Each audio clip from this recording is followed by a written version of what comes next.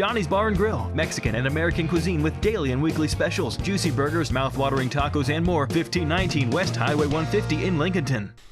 Welcome back. This is the WHKY News, where it's time for Community Focus. I'm Ralph Mangum. Caldwell County recently completed its state-mandated property revaluation. The county has notified owners by mail of their 2025 appraised property values. Rob Eastwood has the details. The appraisals represent 100% of market value, and these values are taken into consideration as cities, towns, fire districts, and the county start to consider their budgets. Assistant County Manager and Register of Deeds Wayne Rash said, quote, "We want to assure people that just because your property value is going up, it does not mean your taxes will go up the same amount," end quote. Tax rates for each jurisdiction, municipal, fire district, and county will be voted on in June. To ensure values are fair and equitable, property owners can request a review. The tax department encourages property owners who suffered structural damages due to Hurricane Helene and did not have the properties repaired by January 1st of this year to request a review if their assessment does not reflect damage. Requests for review can be made by going to caldwellcountyncctax.com, or you can call the tax department at 828-757-1428. Reporting for WHKY News, this is Rob Eastwood. Thank you, Rob. With news from one of our area hospitals, here now is WHKY's Arianna Mack.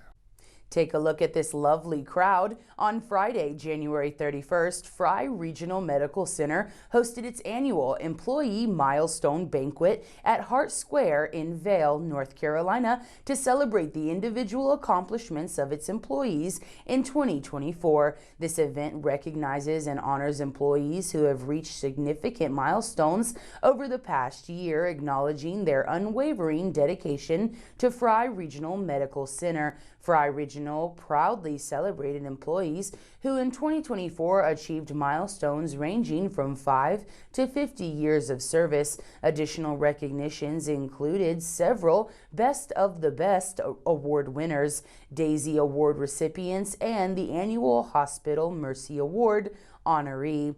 The senior leadership team at Frye Regional presented each milestone achiever with an award and a commemorative pin. Employees with over 30 years of service received a special plaque in recognition of their dedication. Elaine Evington was uniquely honored for reaching 50 years of service with Frye Regional Medical Center in 2024. She was presented with a customized plaque in gratitude for her exceptional commitment.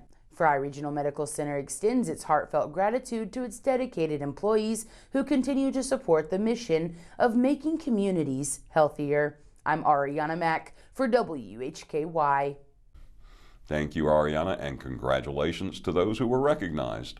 The City of Morganton has released a statement on the city's efforts to restore and reopen city parks and the greenway system in the aftermath of Hurricane Helene. The city currently has contracts with mobile services to complete mold remediation in buildings at Catawba Meadows, Shuey Field, and the soccer complex, a process that will include some pressure washing. Butler Brothers has been contracted to remove sediment and silt from parks and areas of the greenway affected by the storm. The city is still gathering estimates for the boardwalk repair at River Village and the damaged section of the greenway at the Rocky Ford access. The city is waiting to receive quotes to repair the ball fields at Catawba Meadows and the soccer complex, including silt and sediment removal and the replacement of fences. Freedom Park, Martha's Park, MLK Park, and the Carbon City Park are among the parks that are currently available for public use. And that'll do it for Community Focus. On behalf of Arianna Mack, Rob Eastwood, and Jason Savage, I'm Ralph Mangum. This has been the WHKY News.